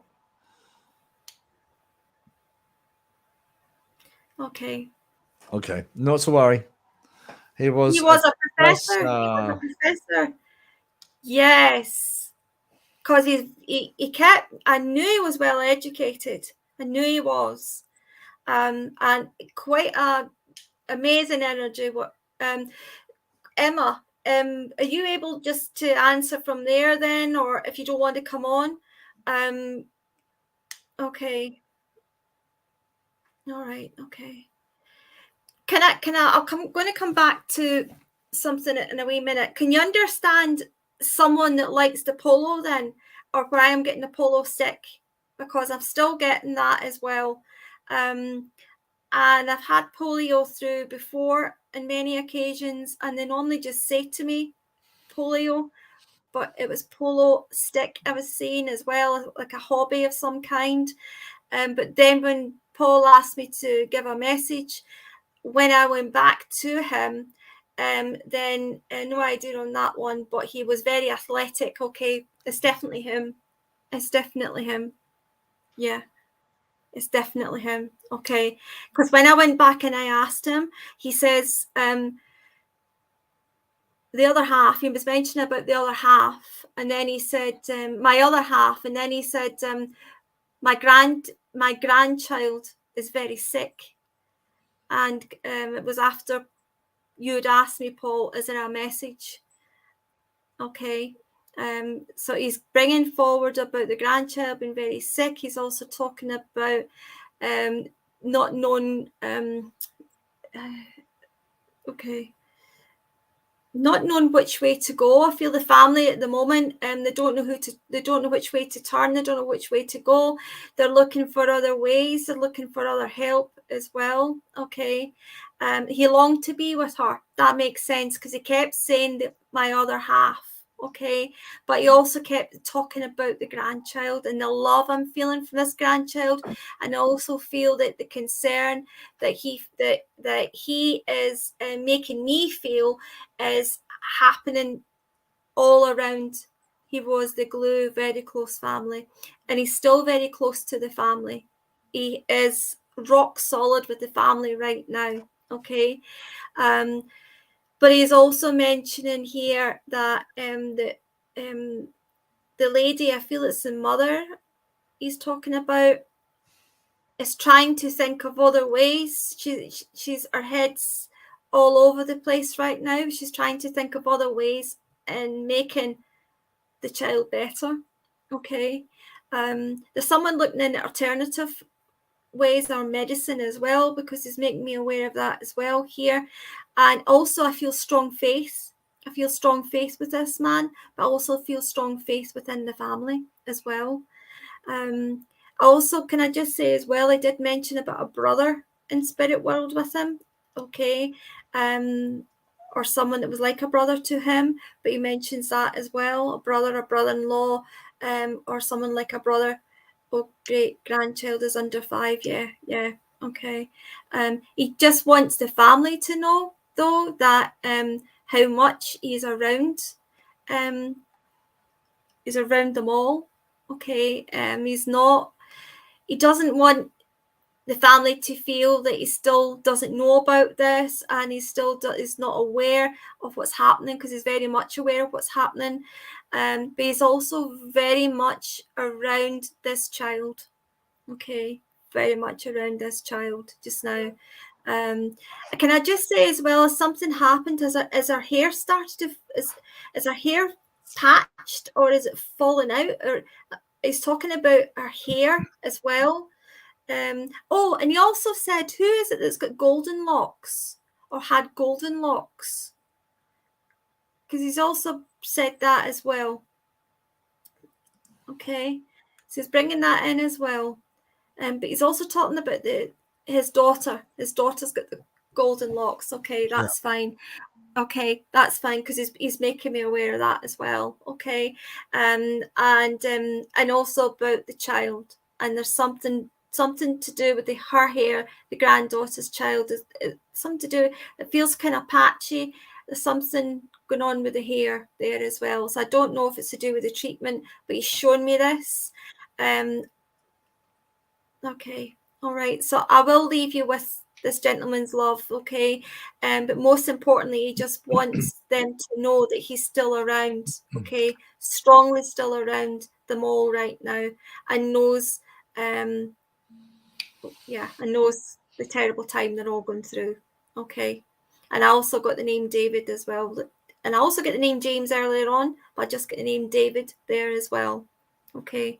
This beautiful. She's going to pass the message on. That's all we can ask for. Thank you so much. Thank you. Beautiful. Awesome, Alice. That was awesome. Sticking with that. That was brilliant. Awesome.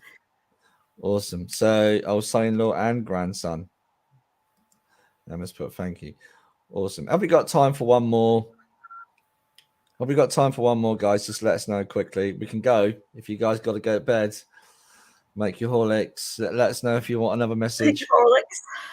Yeah, guys. Also, I'd love to be able to come to you, but we work. I've got somebody with me already. One more, please. People put yes. Oh my God, yes, please. Cole's put okay. Okay, here we go. So now I've got Mum in the spirit world, and she makes me laugh, and she's been very patient sitting here talking about being switched at birth. That the person they're coming through for, which I believe is a daughter, there's some joke that they would have said to Mum, I'm sure I was switched at birth because I'm nothing like you. I'm nothing like you, Mum. But there is this harmony with Mum. There's very much a similarity, There's nothing worse than being told you like your dad or you like your mum. But Mum is making me aware of that. There was a joke about being switched at birth. Okay. Also, I know the lady I've got with me, she would have loved TV as well, and there's a bit of a thing for the soaps as well, that she's watching soaps. Also, forgive me, she's also talking about Coronation Street. There was time she used to watch it a lot, then fell out of because I'm seeing Coronation Street, and but she stopped watching it. She kind of grew out of it, if that makes sense, or got fed up with it. But she used to love that soap back in the day. Okay. Also, there was somebody else she's talking about within the family that was talking about doing some kind of challenge, rock climbing or walking. Also, she's given me the name Michael that connects the family. Also, the April birthday. And there's a Jean as well. She tried to give me the Jean or the Joan. She's trying to give me that connects to her. Rudy's put yes. Oh my God, yes. Cole's put. But there's this amazing landscape as well that I keep seeing as well. Yeah. The April birthday. She keeps giving me the April birthday. Me, Paul. Okay. So how many have we got? We got about 5 people taking this, haven't we, Alice? Yeah. Could you put the messages up for me so I can see them? I'm just going to go into this deeper. If they keep coming up, just let me know, Alice, how they go. April is my brother. Also, she's trying to give me a date, which I believe is around the 27th as well. She's trying to take me into the latter end of the month, and it's around the 27th. Now, I believe that's an anniversary of passing rather than a birthday. Okay, everything but the gene. Okay, that's fine. The gene, I feel like it connects on a mother-in-law connection with this as well. She makes me aware. Also, there's I'm not gonna do that. Let's give me that. Cole Ross is taking a lot of it as well. Okay. But there's talk about someone since she's been gone about doing a challenge and going up I want to say like a mountain with this beautiful view. My mum called Jean. Dad's birthday, April the 12th. Okay, that's great, Sharon, but there's another date, the 27th. I'm going to stick to that as well. Also, I know with this particular lady, she's making me aware of her discomfort in her passing in terms of her condition. I know the medication would have affected her as well, because she makes me aware of that. And I know thank you. She makes me aware I'm back to where I was. I'm back. I'm healthy. I'm back to where I was. My brother is Michael. Okay. I do believe this is a cancer condition with this lady. And again, I've just heard, as I said, that she's not that it matters, but it's evidential. Okay. Okay. She's talking about her partner being rushed into hospital, someone very close to her, gentleman being rushed into hospital as well. And also, again, the Michael, I keep getting this around the Michael. Sons just climbed mountains last week. Cole Ross. See, okay. Oh, where am I going? Sharon, do you understand the view that he would have seen? There's forest, there's trees in the distance, and I'm seeing this beautiful scene in front of me, but there's water as well. But Sharon, with that, do you get all the information? Because that's really important. There's a thing about liking soaps. but then not, and then kind of falling out with her favorite soap opera on TV. My dad now. Okay. Gosh, how many is there? Cole Ross says is in hospital and he's on his way. Yeah, he's in hospital. Is in hospital. He's on his way out. Okay. Oh, when you say on his way out, I'm so sorry. Okay. Yes, she was loved. Oh, yeah. Don't give me any names though, guys, because that puts my mind into it. I don't want to take their names. I don't want to take any names. I want to give them to you rather than you give them to me, if that makes sense. There also sounds like there's a Sean as well, or Sean, Sean, a Sean as well. Okay. Would you also understand with Mum that a lot of people didn't know she was ill before her passing? She kept it really well. She kept it really well. She kept it, and it wasn't until it was almost like the last couple of months it became apparent that she wasn't well. And again, she's taking me out to her house of a long drive. The drive down to the house, I feel the drive is going down to the property as well as she takes me back. Also, I know I'm not sure if that's the partner, but she's talking about a gentleman with a kidney problem as well. Sharon Cheers put most. There's a gentleman with an issue with kidneys. Sean is my cousin, my auntie's son. His past is also the lady did. We lived down back, long back house. Okay. Can you come on then, Cole, please? If you can see I'm going to quickly share the link. It'd be great to hear your voice. But she keeps giving me, forgive me for saying this, Cole, that you must be like your mother but there was some joke about you being switched out at birth. There was some comment that was made.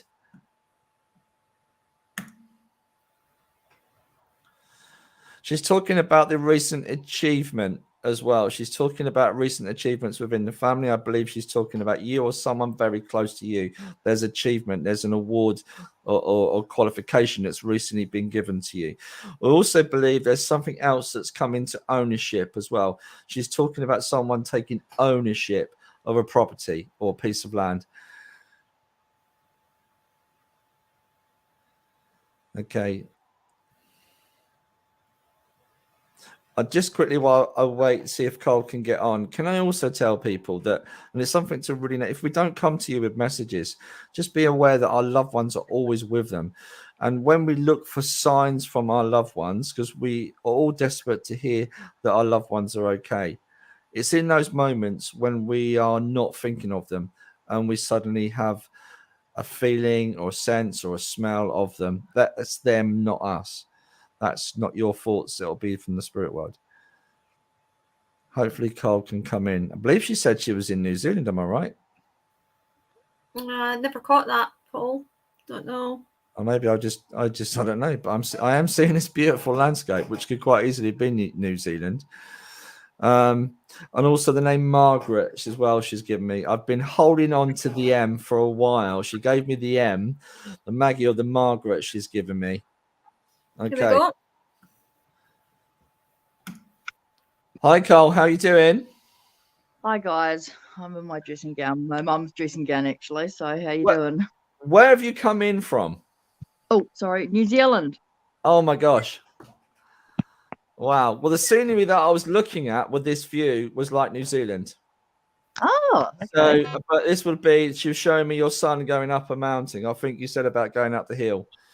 My brother, he's been training hardcore, and my dad has got there's a saying also about going up the mountain, which means something else, but okay. Yeah. Okay, but she's also talking about a recent achievement, and there's been some kind of property or land that's been bought or sold recently. She keeps talking about that as well. Would you understand this? My brother bought his first house. Okay, and as forgive me for saying this, would you understand with your brother, you never thought he'd be settled and stable? Okay, she's making me aware that she's so proud of him as well. There's also somebody within the family that's been struggling, and I want to say with grief, because they've been getting heart palpitations, or they've been really feeling unwell, dizzy, coordination, high blood pressure. Okay, I kind of want to reassure you that that's kind of like a grief process, because Mum's given me that as well for you. Also, there's, oh gosh, I don't like doing that on the live. She's talking about something personal. In terms of another mental, there's something else going on medically. There's an issue with tummy. There's something else going on at the moment. I know there is. I just haven't gotten to that yet. So. Okay. Again, it is literally about reassurance, because they wouldn't talk about anything that was going to be bad. It's not what spirit do. They always try to help and inspire us. But Mam is making me very much aware.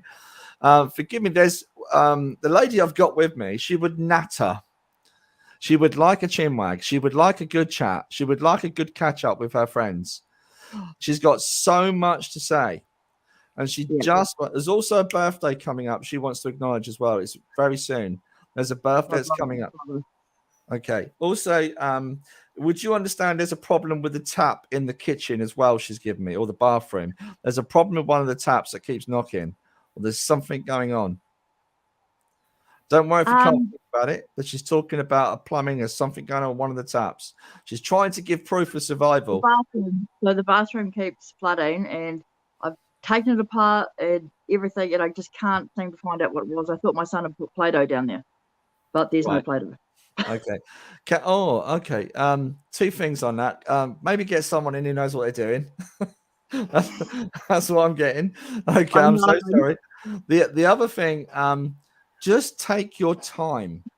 You know what she's talking about. Just take your time. Okay, be gentle, be kind on yourself. All right. Also,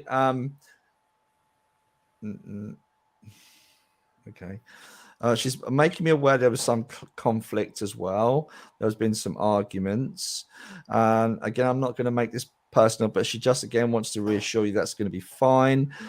I'm not sure if that's Josie or Jody she's trying to give me as well. It kind of feels like an Australian name the way she's saying it. Do you understand that? It's like a Joey or Josie she's trying to give me. I know it's not. You could say I've just said that as an Australian name, but it's the way she's saying it. It's kind of Joe and Josie, not an Australian name. Sorry. I know, because we sort of, I suppose we sound Australian. You know what I mean? She's got the, it sounds a bit Australian, the name she's trying to give me as well. And would you understand someone traveling to London as well? There's been talk of going to London, because she's really excited about that. And I know it's been a bit of a dream. I know it's kind of a dream holiday. I'm not too sure. I'm not really too sure why it's with my siblings, because we're all pretty disconnected. So one could fall off the side of the earth and I wouldn't even know what they're doing. Okay. Well, she's making me aware. I believe it's a young lady talking about going to Europe and traveling and going to London. All right. It sounds a bit like Alice as well, the name Alice. Oh. I was trying not to trip up with your name, Alice. Yeah. No. The name I don't Alice. have a name. I do not have Alice an or Ali. It's very similar vibration. Alice or Ali, she's given me. Okay. And there is and with Mum though, there's a great sense of humor, because she keeps talking about being switched out at birth. Yeah, so my dad is a full-blooded Islander, which Polynesian. My mother was white, blonde-haired, so she couldn't come to school or do anything with us staff hall because she got sick. When she first got sick, I was about 5 or 6, so right through she was sick. But she would, she come to school and people would think that we were adopted or we were foster kids, because she looked completely different to us. So she used to tell me that we were all switched around at birth, all stolen. Can I tell you though, I want to give you the word stoic with Mum. She had a way of carrying herself, and the way she spoke as if she had this condition for quite some time, but it didn't show until right towards the end. Never, ever. We were talking to her 20 minutes before it happened, and she was fine, still giving orders. Everything was boom, boom, boom onto it, and then There's a real sense with her. Funny enough, I had this message for someone, a similar message today for someone. With her, it's almost, she is a part of you. Remember, almost the foundation that she's left, her legacy is what I want to say, is still within you to give you that strength to carry on and go forward. Okay, and I want to leave her love with you because we could be here all night because she's got lots to say. It's almost like, I want to catch up, Paul. Don't go. And I want to chat very much. She'll be busy. She's busy at the moment. She's absolutely. And like you said, she'll be ordering people around. She's still doing it over there. Okay, I'll leave her love with you. Thank you for coming on. And hello from the UK and Scotland. Hello from New Zealand. Thank you for having me. Awesome. Well, thank you so much for joining us. You take care. Bye. You too. Take care. Bye. Bye. Oh, beautiful. That was beautiful. Yeah. Thanks, everybody, for your patience. It's been an awesome evening. I've had great fun, Alice. Yeah, it's been good. Yeah, it's been a lovely evening. Hope everybody's enjoyed themselves. And I look forward to watching you and Jane next week. Yeah. You have a lovely night off. I'm probably gonna go to bed early with me cocoa and biscuits and watch in bed and get crumbs everywhere. That's it. Yeah. So for now, guys, it's time for us to say goodbye. Yeah. So good night. Take care. And we'll see you next week. Bye, everyone.